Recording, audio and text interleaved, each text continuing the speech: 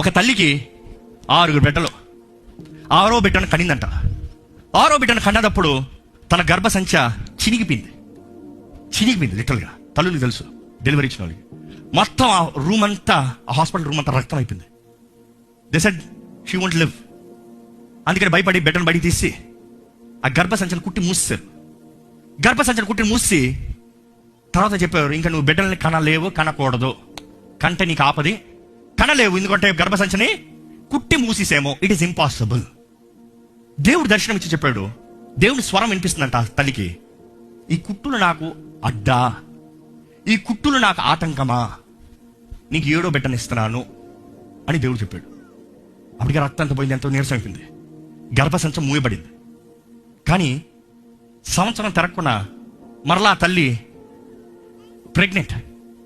అందరూ అన్నారు ఇంకా అయిపోయింది, ఇంకా కుదరదు, ఉండదు బిడ్డ. డెలివరీ టైం వచ్చింది, 40 వీక్స్ దాటింది, బిడ్డ బయటికి రాదే, ఏమైపోతుందో అని భయపడ్డారు. కానీ దేవుడు చెప్పాడు, నేను ఇస్తున్నాను. అదే రీతిగా చక్కటి కుమార్తె, 4 కిలోస్ బేబీ, గర్భసంచి నిలబడదో, ఆల్రెడీ చినిగిపోయి కుట్టిన గర్భసంచిలో 4 కిలోల బిడ్డ, చక్కని బిడ్డ బయటకు వచ్చింది.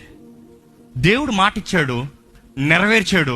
ఆ బిడ్డని ఎందుకు తీసుకొచ్చాడా నేను అనుకున్నా, నాకేం తెలుసు ఆ బిడ్డ నా భార్య అవుతుందని.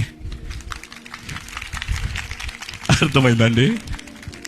My wife is 7th daughter, 7వ బిడ్డ. డాక్టర్ కుదరదు, ఇంపాసిబుల్. దేవుడు ఉద్దేశించాడు రాజ్ ప్రకాష్ పాల్కి జెసి పవిత్ర హ్యాస్ టు బీ దేర్.